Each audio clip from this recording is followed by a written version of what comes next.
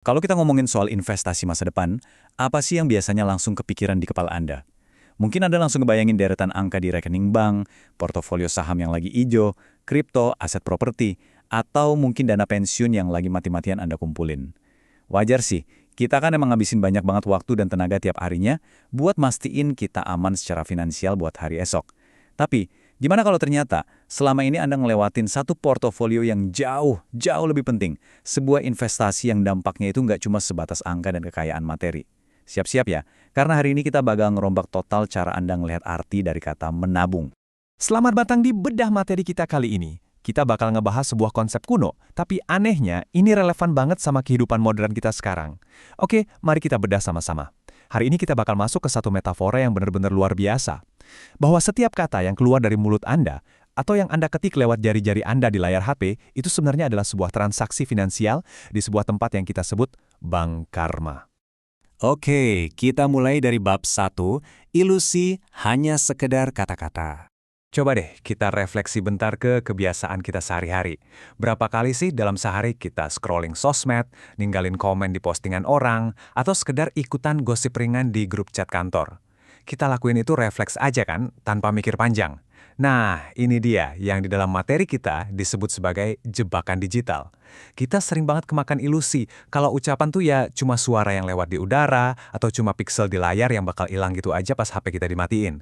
Kita ngerasa aman-aman aja ngetik komen pedas pakai akun anonim atau nyebarin rumor karena kita mikir, elah, kan cuma kata-kata, nggak ada efek nyatanya kok. Padahal kenyataannya sama sekali nggak gitu. Setiap kata yang lepas dari kita itu punya bobot konsekuensi yang benar-benar nyata. Buat benar-benar paham seberapa besar konsekuensi itu, kita masuk ke bab 2, rekening bank karma Anda. Nah, yang bikin bagian ini benar-benar menarik adalah gimana karma itu didefinisiin. Bukan sebagai takdir mistis atau kutukan goib ya, tapi sebagai energi kinetik yang tersimpan. Bayangin aja gini, tiap kali Anda ngomong atau ngetik sesuatu, Anda tuh lagi nyetor deposit ke rekening bank rahasia Anda. Kata-kata Anda itu nggak pernah nguap gitu aja, mereka kesimpan, ngebentuk saldo energi, dan pasti nunggu waktu serta kondisi yang pas buat cair alias berbuah hasil. Secara nggak sadar, Anda tuh lagi nabung setiap detiknya. Dan ya, sama aja kayak main saham di pasar modal. Ada investasi yang unggul, ada juga yang bikin boncos. Kalau kita lihat dari literatur kuno, Vimana Wastu, investasi yang super untung itu adalah pas kita pakai kata-kata yang lembut dan bawa ketenangan. Ini tuh secara harfiah ngebangun jalan tol masa depan Anda menuju kebahagiaan. Tapi di sisi lain, teks peta Wastu nyeritain kebangkrutan yang tragis banget dari orang-orang yang hobinya ngehina dan nyaci maki. Deposit buruk ini ujung-ujungnya bakal berbuah ratap tangis dan penderitaan yang dalam banget. Jadi pertanyaannya sekarang, portofolio mana yang lagi Anda kumpulin hari ini? Ngomongin soal kerugian, mari kita bahas di bab 3. Harga dari ucapan beracun. Coba perhatiin kutipan luar biasa dari kisah Varusafaca Jataka ini. Seringnya kan kita mikir ngerendahin orang lain tuh hal sepele ya. Kayak kita lagi nyerang orang dari balik benteng yang aman. Padahal, kebijaksanaan kuno ini ngasih tahu kita bahwa mencela orang itu benar-benar sama aja kayak kita lagi mensabotase jalan hidup kita sendiri di masa depan. Hari ini sih Anda mungkin nggak kerasa apa-apa, tapi besok-besok Anda sendiri loh yang harus jalan nyeker di atas duri-duri tajam yang Anda sebar hari ini. Ngeri kan? Dan ini secara brilian ngasih gambaran ke kita tentang gimana prinsip tersebut bekerja di dunia internet zaman now. Kutipan dari Dhammapada 125 ini ngebandingin tindakan nyakitin orang yang nggak bersalah sama kayak melempar debu ngelawan arah angin. Coba dipikirin budaya hate speech di internet sekarang. Setiap hujatan yang Anda lempar ke orang lain, itu sebenarnya debu yang detik itu juga berbalik dan ngotori muka serta batin Anda sendiri. Ujung-ujungnya, Anda sendiri yang harus nanggung beban utang emosionalnya. Di tengah ramainya era informasi sekarang ini, kita geser ke bab 4, kualitas mengalahkan kualitas. Angka 1. Cuma 1. Dalam standar etika komunikasi yang dijelasin di Dhammapada Gata 100, satu kata aja yang punya makna dalam dan bisa ngasih kedamaian buat yang dengar, itu nilainya jauh dan maksud saya beneran jauh lebih berharga daripada 1000 kata kosong yang nggak ada artinya. Kuantitas itu literally nggak ada gunanya kalau nggak dibarengi kualitas. Buat gampangnya, bayangin Anda lagi haus parah. Terus di depan Anda ada dua pilihan, segelas kecil air mineral yang super jernih dingin menyegarkan. Atau satu ember raksasa penuh air lumpur yang keruh banget. Anda pasti langsung milih yang segelas air jernih dong. Nah, kayak gitulah nilai dari ucapan kita. Diam yang bijak atau satu kalimat yang nyejukin hati, itu telak ngalahin kebisingan satu ember penuh gosip yang gak ada faedahnya sama sekali. Tapi pertanyaannya, Dari mana asalnya kejernihan itu? Kita cari tahu di bab 5, menjernihkan batin dan ucapan.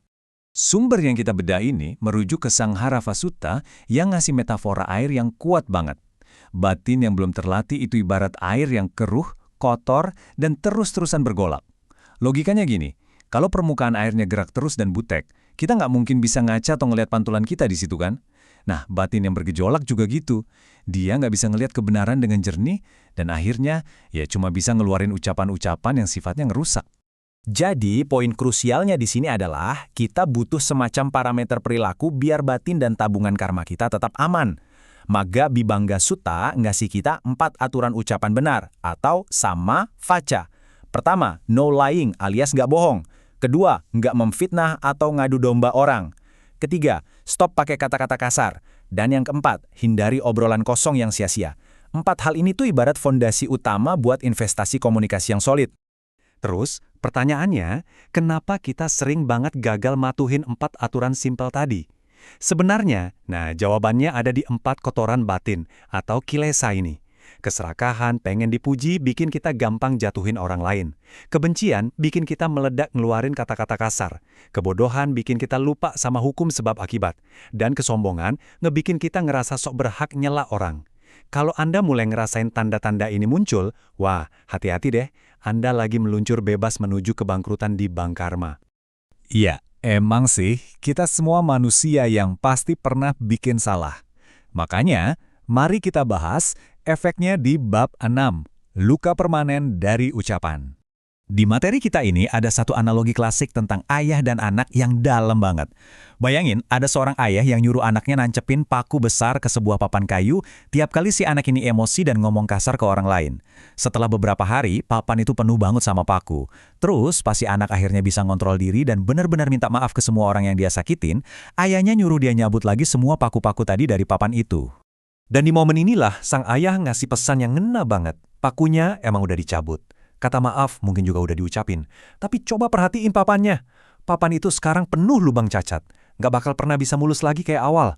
Dan luka di hati manusia gara-gara ucapan kasar kita, jujur aja sering ninggalin bekas yang sama permanennya kayak lubang di kayu itu. Mari kita lanjut dan coba perhatiin gimana konsep tadi ngebangun realitas kita di era digital ini.